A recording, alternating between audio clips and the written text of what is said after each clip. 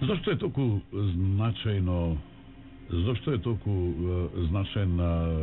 значајно прашањето врзано со тоа кој го снимил полетувањето кон месечината и од месечината? Од месечината према... Па да, добро...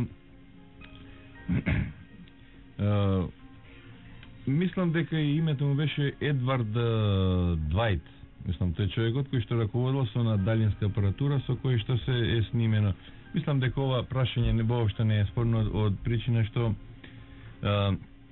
камерите беа поставени на вселенските возила и оттаму беа снимките. Така да околу ова мислам дека не е ништо спорно. Исто така што се однесува до вселенските возила се наметнуваше и едно прашање кој што исто така мислам дека погрешно се поставуваше тоа како беа однесени тие возила. Тие возила отприлика имаат димензија 3 метра, должина на 2 метра и нормално тие беа однесени таму, беа расклапани, па на месечината тие возила беа склапани. Така да ова што се однесува до оваа точка мислам дека не држи воопшто никаква основа за тоа. Предпоследна станица на Радио 2. Секој ден од 21 до полночи. Предпоследна станица на Радио 2. Од 21 до полночи. Предпоследна станица на Радио 2.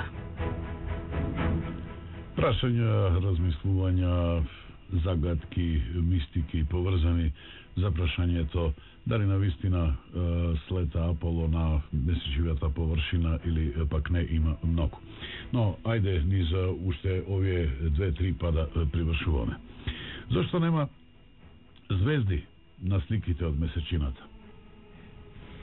Секој што добро е насочен во фотографирање, одма не треба ни да му го поставите ова прашање, веднаш ќе ви каже без разлика дали видел некоја фотографија од месечината или не видел.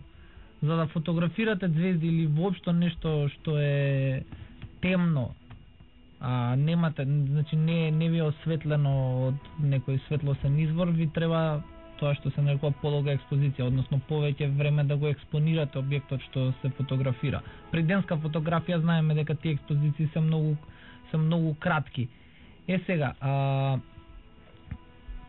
сликите што се правени на месечината се правени во услови на ден, кога сонцето ги осветлува и површината на месечината, како и астронавтите кои што се наоѓаат таму, а позадината, односно, не е темна. Сега, зошто е така? Овде ние на земјата имаме атмосфера, па ако ја гледате позадината, преку ден ќе ви биде сино небо или било какво, ако има облаци некоја потемна сивкаста боја, но на месечината нема атмосфера и позадината ни е црна. Сега, за да фатиме звезда на една фотографија, и астронавтите би требало да сликаат со експозиции кои биле многу поголеми од тие експозиции што се правени таму за денска фотографија. Значи, теоретски е возможно да се видат звездите, но секако тоа се заради тоа на кој начин се правени фотографиите, односно биле приспособени за да се слика ден, а не да се фаќаат звезди. За секој зашто има своје за тоа, така изгледа. Не, добро, што кажува Мартин држи, затоа што навистина не може да се видат звезди. Пример, само ова сакав да го додам, кога би биле овдека на месечината, мислам кога би биле ние на месечината, дење би ги гледале звездите. Значи овдека ние не можеме, освен на затемнување, нели?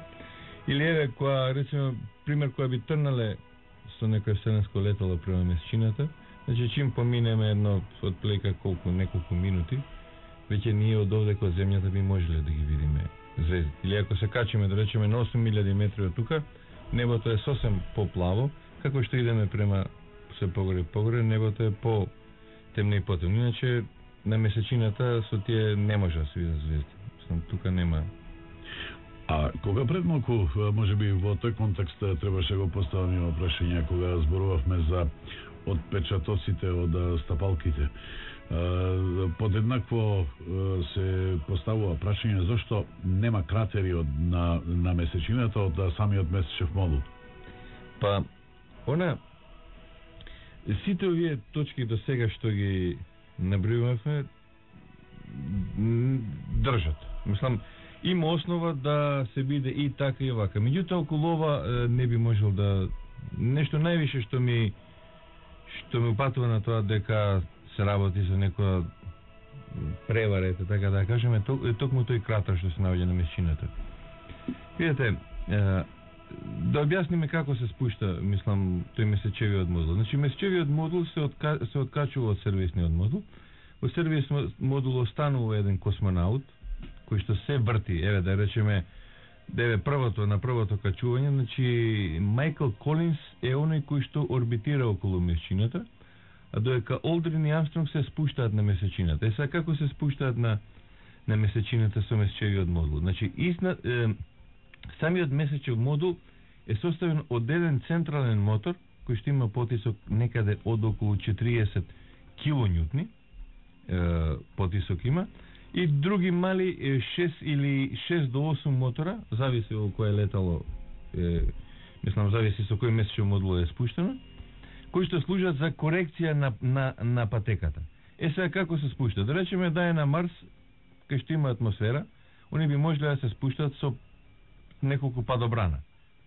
Но на месечината нема атмосфера и он има и се спуштаат на тој начин што го уклучуваат оној мотор што се наоѓа испод самиот месечев модул. Значи, тој мотор има, реков, снага од 40 килонјутни потисок и само да направам споредба, пример, со кого, пример да го земеме најснажниот авион на светот, Ан, 225 милија, он има сите негови 6 мотори имаат потисок од 260 килонјутни. Значи, отприлика, колку би дошло, као отприлика еден мотор на Анот што го има.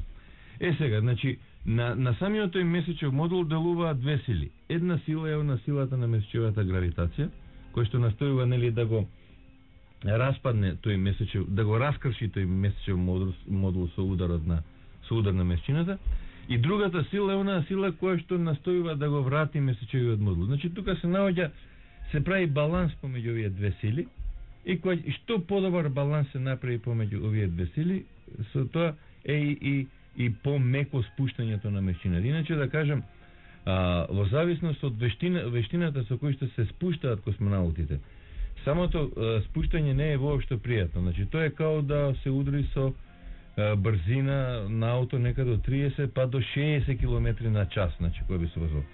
Сега, тој мотор работи на тоа што го троши горивото и при тоа од него се спуштаат млазеви на врел воздух од самото летало. Сега, нормално, на месечината нема атмосфера, значи нема оние честички што да ги пренесе. Не би било исто као на земјата овдека.